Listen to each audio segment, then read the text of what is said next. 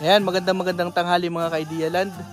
Bali, i-vlog ko lang ulit itong property natin na 2,000 square meters dito sa Barangay Punta. Ayan. Bali, andito ako ngayon sa pinaka end ng property. Andun yung yung unahan. So, baliktarin ko lang yung camera para pumunta na tayo dun sa unahan, So, ayan, kung mapapansin yung mga ka-Idealand, pasok yung sasakyan natin hanggang dito. So, gagawin niya ng road simula dito hanggang dun sa Barangay Road. Bali, mga nasa 100 meters lang yan. So, punta na tayo dun sa baba. Bali, yung elevation natin dito ng lupa ay unti-unting pababa. Yung banayad lang yung niya, pagka-heli. So, hindi siya masyadong matarik. Dito sa itaas ay flat yung elevation. Itong daanan natin dito ay ito yung karaniwang dinadaanan talaga ng mga tao. Bali, makikita natin yung boundary dyan, yung malinis na natabasan. Yan. Yung may mga sukat natin dito, mga 1,100 square meters dito na yung sa likod. Ito, kahit nasa likod ka ay kitang-kita mo pa rin yung karagatan natin dyan. So, overlooking siya. Maganda sa umaga kasi sunrise view. So, pag nandito ka sa taas, grabe ganda. Parang nasa Tagaytay, no?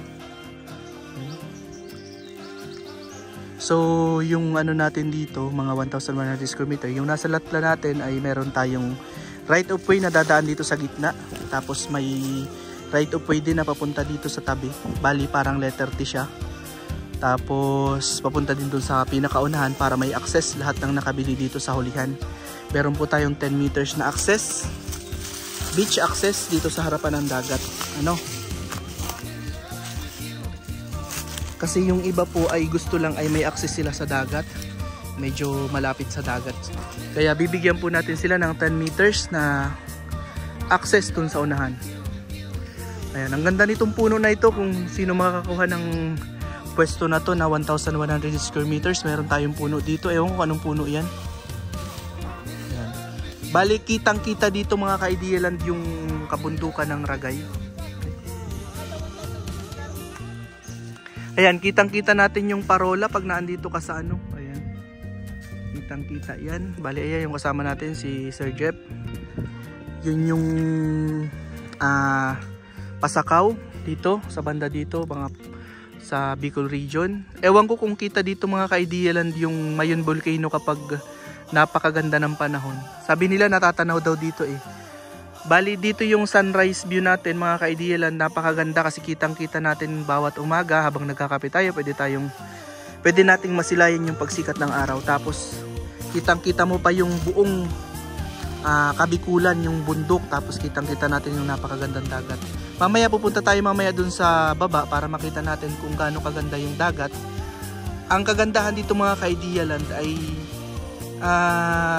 safe sa bata kasi yung alon niya ay banayad lang, tapos hindi siya biglang lalim. Tapos meron tayo ditong mangrove area na kahit tanghaling tapat pwede ka mag-swimming, hindi ka magkaka-sunburn kasi nga ay may masisilungan kayo. Yun yung advantage ng may mangrove tayo. So yun, itong property natin ay from town ng San Narciso ay 25 to 30 minutes, and then from Manila naman ay mga 6 to 7 hours. Ayan, pinalinis na namin itong mga ka-Idea Land, pero ulit kasi syempre umulan nung nakaraan, parang nagtutubuan na yung mga damo. Pero ito po ay pa po natin yan, ipa-final touch ba kung lilinisan pa po ulit yan bago i-turn over sa mga kabili dito. Kasi nga po ay lalagyan natin dito ng road sa gitna. Ayan, ito yung pinaka-boundary natin dito. Kung makikita nyo yung malinis na yan hanggang doon yan sa dulo. Tapos ayun naman yung sa kabila, so malinis din yan. Yung reopen natin ngayon na 2,000 square meters na beachfront. So swerte nyo kasi nag-reopen tayo. Marami po kasing nawala ng beachfront. So naghahanap sila. So kaya nag-reopen tayo ngayon dito sa harapan ng 2,000 square meters. So mamaya puntahan natin doon sa baba. Hintayin lang natin matapos itong si Sir Jeff na mag-discuss about din doon sa vlog niya.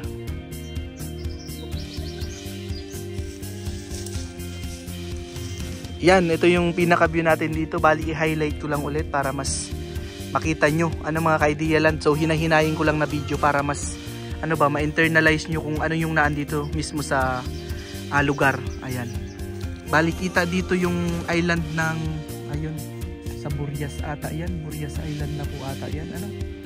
Ayan, malapit po dyan yung Animasola, Sombrero Island, tapos Tinalisayan Island. Yun po yung kagandahan dito sa lugar natin. Bali nung nakaraan po ay pumunta po kami dun sa Tinalisayan, sa Animasola, saka sa Burias Island. Bali napakalapit lang dito sa area. So bali kapag may sarili kang bangka dito mga ka-Idea Land, napakalapit mo sa mga napakagandang tourist spot, tourist destination dito sa Burias Island. And then meron din tayong Alibihaban Island. Tapos kung sa kabila naman po ay meron tayo dyan yung Kabikulan. Pwede na natin siyang baybayin galing dito. Mga ilang oras lang po yan. So marami pong pwedeng puntahan. Ewan ko nga po talaga kung kita dito yung Mayon Volcano kapag napakaganda ng panahon. Kasi merong mga nagsasabi nakita daw po dito kapag sobrang ganda ng panahon, walang kaulap-ulap. Grabe. Kapag nandito kayo na maririnig mong mga huni ng ibon. Tapos yung mararamdaman mo yung lamig ng hangin. Grabe, imagine mga ka-Idea Land, meron kang bahay dito sa itaas na ito. Tapos everyday ganito yung makikita mo. Na meron ka lang mini farm lot dito sa likudan. Tapos anytime pwede kang maligo sa harapan, di ba? Sobrang napaka-relaxing. Ito yung mga buhay na maganda dito sa probinsya. Libre lahat, pwedeng libre na lahat kasi kung magaling ka magtanim, may mga prutas, tapos meron tayo dito mga buko, fresh. Kung gusto mo ng healthy living. Ayan. Ito po yung mga nasold nating property dito. Bali, yung sa unang po natin ay sold na. So pupunta natin yung reopen natin dito. Bali, same view lang din naman sila. Kapag nalinis yun, ganito rin siya, kaganda. Tapos kita-kita yung dagat kahit nandun ka sa pinakadulo. Kasi nga, banayad na pababa. Kahit magbahay ka sa pinakadulo, kitang-kita mo lahat sa unahan. Ayan.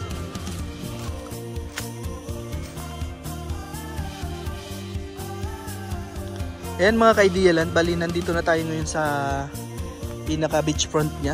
Kung makikita nyo ay may mga bato dito. Pero lahat po ng tao dito na nagsasabi na minsan dito ay mabuhangin, wala kayong makikitang bato dyan. Tapos minsan naman may ganyan nga. Bali, yung mga picture ko dati, di ba kung mapapansin ninyo, ay lahat buhangin. So ganun ngayon nangyayari dito. Ewan ko kung habagat lahat ito nagiging buhangin o amihan. Basta ganun. Ayan, makikita nyo doon hanggang doon. So yung property naman natin ay hanggang doon yan sa may Parola. Ito na yung pinakaharapan, yung sinasabi ko sa inyo na may mga ilan-ilang mangrove tayo dito na makikita. Even though na may mangrove siya, ang ganda ng ilalim niya. So tingnan natin. Ayan, i-zoom ko yung ano. Kahit mangrove area yan, ayan. Buhangin yung ilalim niya, so maganda pa ring maligo. Hindi siya putik. Ano? Bali dito ay mas maganda yung ano natin dito kasi yung elevation dito ay sobrang banayad talaga ng ano, parang halos flat na siya. Ngayon ay ganito siya kasi nga hindi pa natin napapalinis. Yung klase pala ng buhangin natin dito, ganito yung makikita nyo. Ganyan, parang may mga ano siya, mga pebbles dito sa may parang inaanohan ng alon. Pero dito naman sa medyo mataas ay pino na yung buhangin.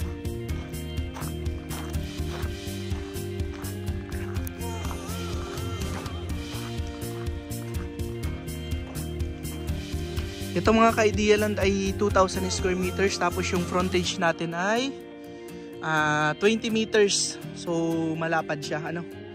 Hindi siya bitin, kumbaga. Bali 20 by 100 square meters.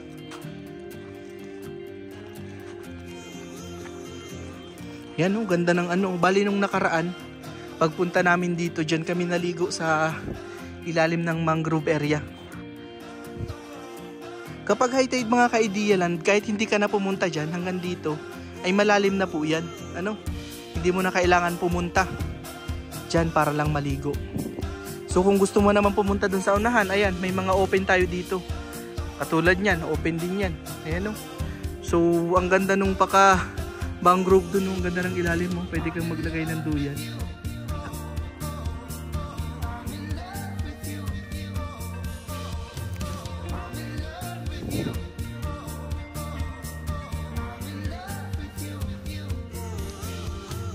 Ayan, may tatlong available pa tayo dito mga ka-Idealand. Kaya sa mga gusto pong magkaroon ng sarili nilang beachfront, tamang-tama po ito.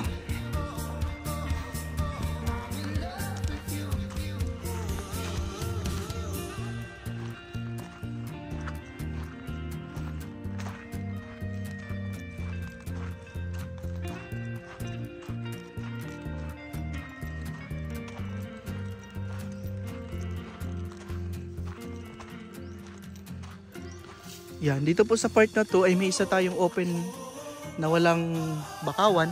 Ayan, open area siya. Doon naman may ilan-ilang bakawan. Ayan. Tapos ang buhangin ay ang ganda, pinong-pino. Yan, may naligo pa ata dito, may bakas pa. Yan, pinapaumpisa na pala itong linisan. Ito mga ka-Idealand, may naglilinis na. So makikita natin na dito hindi masyadong mataas yung pagpunta natin sa kalupaan. So banayad lang yan papunta doon. Kaya napakaganda. Kapag nalinisan to mga ka-Idealand, sobrang ganda nito. Ano? Kasi aside sa overlooking, kasi nga yung elevation niya ay medyo pataas. May sunrise view ka. Kita din dito siguro kapag nalinisan, kita na din yung sunset view kasi nandun sa baba ay sa kabila yung ano bundok na harang dun sa araw kapag lulubog. Ayan, ito yung pinaka open area. So ang ganda maligo dito. Ano? Ito may malilim na part. Ayan, halos lahat naman mga ka-Idealand, lahat naman ng tabing ano ay malilim. Ano? Ito lang, ayan, may open area tayo dito. Tapos may talisay tayo dito. Ayan. So sa transfer naman ito mga ka-Idealand ay kami na po yung bahalang mag-transfer. Ano? So attorney po lahat ang gagawa. So wala po tayong pangamba kasi attorney po lahat ang gagawa nito. So legal way po tayo lahat. Ano? Sa legal way lang po tayo. So siya po ang mag-aasikaso lahat ng mga documents na kakailanganin para po may transfer po ito. So ayan mga ka-Idealand. So sa mga interested, nako, limited slot lang ito, napakamura na. So kung gusto nyo pong magkaroon ng beach slot na malapit po sa mga tourist spot, malapit sa Burias Island, malapit sa Kabikulan, malapit sa Alibihaban Island, ako, Huwag nyo na pong palampasin na makakuha dito kasi ang mamahal na po ng beach ngayon, lalo na po kapag nag-open na po yung TR4 natin, mas mamahal na po kasi papunta na dito yung development. Ano? So kung investment naman, wala pong talo kasi sobrang ganda ng lugar. Ano? Kung bahay bakasyon na naman, nagagawing bahay na din. So ang ganda-gandang manirahan dito kasi napakatahimik. Accessible siya kasi may access siya sa road. Meron tayo ditong source ng kuryente, meron ding tubig kasi may patubig po si Mayor. Tapos meron din po tayong signal. Meron pong location na may signal dito doon po sa medyo itaas na bahagi, globe po, nasasagap niya. Ayan. Ngayon po ay tanghaling tapat pero napaka-presko dito sa kinatatayuan natin. Ngayon ay low tide na low tide. Yan na po yung pinaka low tide dito. Kung mapapansin nyo, hanggang dun pwede kayong maligo sa unahan. Kahit malalim yan, safe na safe pong maligo ang mga bata. Kasi, ayan nga, banayad na banayad yung alon. Yan po yung parola natin. Kitang-kita dito. Ayan.